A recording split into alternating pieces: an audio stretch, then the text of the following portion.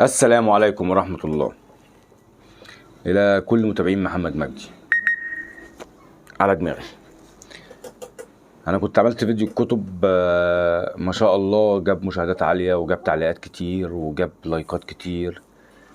كل واحد اتفرج على الفيديو أو علق لي أو داس لايك، انتوا أسعدتوا قلبي. خليتوا الواحد لو في حتة المعاناة دي بتعليقات الناس اترفعت عنه سنة، ما اترفعتش قوي بس اترفعت سنة.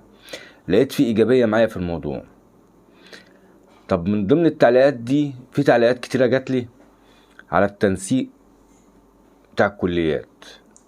الناس اللي كانت لسه واخدة تالتة ثانوي ومن ضمنهم صحابي، يعني لما شافوا الفيديو كلموني بردك في الموضوع ده، وبالأخص يعني توأم روحي.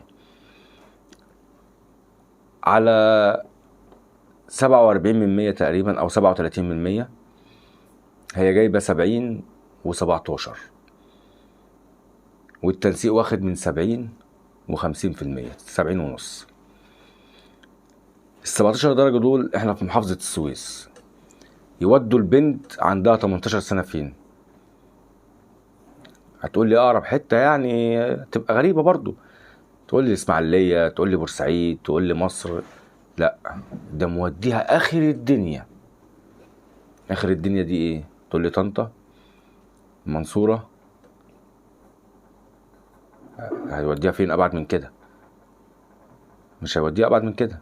لا، حضرتك وزير التربية ووزير التعليم العالي موديها اسوان. متخيل انت بنت عندها 18 سنة تمشي من البلد، من السويس، تسافر أسوان عشان تتعلم؟ كتير كتير علينا احنا. لو البنت استحملت عشان نقول ان هي لسه شابة، بس كتير علينا احنا. هتقول لي كتير يا عم، ده فردة كعب.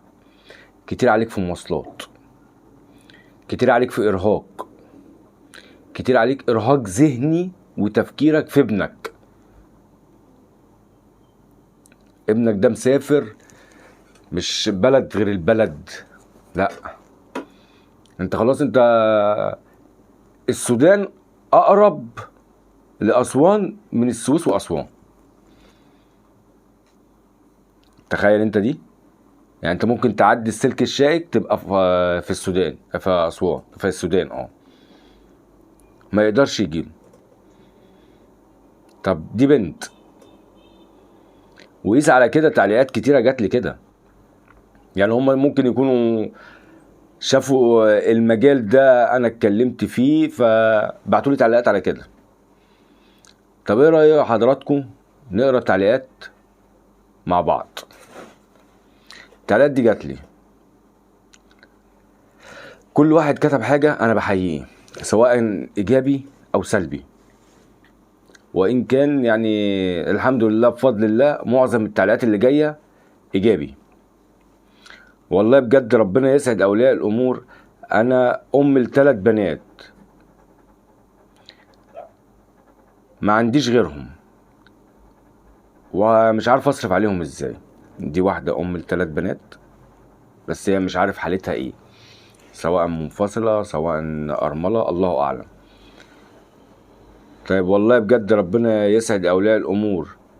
انا ليا 3 اخوات صبيان وليا 7 اخوات بنات، ده غير ان كلهم طلبة. طبعا ده تعليق، يعني انت بتتكلم في 10 اولاد، 3 صبيان و7 بنات. الله يكون في عون ولي الامر. اكيد مراحلهم ده من الابتدائي، اعدادي، ثانوي، كلية. مفيش يعني مفيش حاجة اصعب من كده، يعني مش سايب مرحلة لما هو فيها. ده امر طبيعي على فكرة.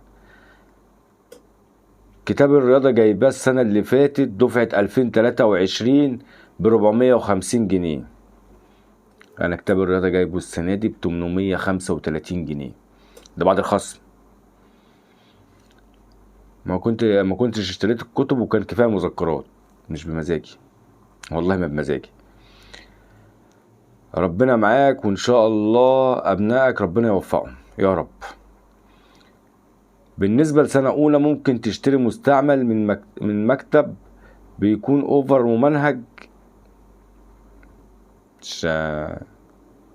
مش محبي طبعا. انا 6 اولاد والدنيا صعبة جدا وما نقدرش نجيب كتب خارجية. ده واحدة برضك بعتلي كده، يا سنة 5 صعبة قوي. والله عندك حق، احنا المفروض نقاطع كل الكلام ده وكل طالب يعتمد على نفسه. طب وانت شايفه لو اعتمد على نفسه هينجح؟ شايفه مثلا لو ما خدش دروس المدرس هيديله اعمال السنة كاملة؟ طب مش هيستقصده في الفصل؟ لكم التعليق برضو. والله انا تالتة ثانوي ما جبتش الا كيمياء وفيزياء اسئلة، وانجليزي ترم اول بس، انجليزي ترم اول وكيمياء وفيزياء ب555، وقال عليهم خصم 10%، ومش عارفة اجيب الباقي منين. بس الحمد لله انا كانت اختي تالتة ثانوي السنة اللي فاتت. تالتة ثانوي حضرتك طالما في مذكرات ما كنتش اشتريت كتب شرح، كانت كتب اسئلة بس، لان المدرس بيكون ناقل من الكتاب. وجهة نظر تحترم. مذكرات المدرسين تكفي ومعاها ملخصات حل بس، مش لازم شرح. هو في كذا تعليق كان عاجبني والله. انا تالتة ثانوي علمي 2024 كتاب الرياضة بس عامل 900 جنيه، ازاي؟ بلد العظمة حرام وبرضه غير مذكرات. انا والله عايز اقلب الموبايل كده واوريكم التعليقات. استنى اوريك التعليق ده كده عشان لو في حد بس ايه يعني ممكن تيجي معكوسة، بس انت ممكن تترجم برضو. يعني 900 جنيه الكتب اللي انا جبتها ب 835. ده تعليق.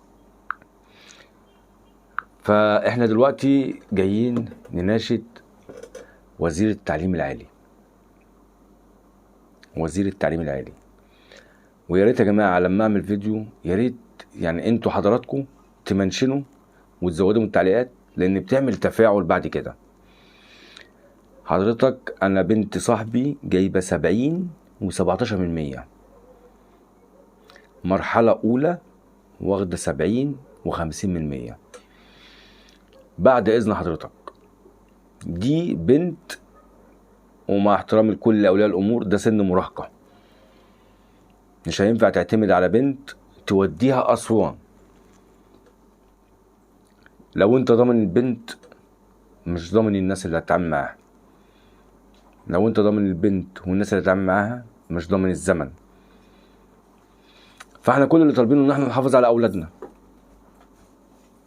يعني حضرتك 17 يعني 33 من 100 مش مجمل نص درجة، ممكن تنقلها لنا السويس.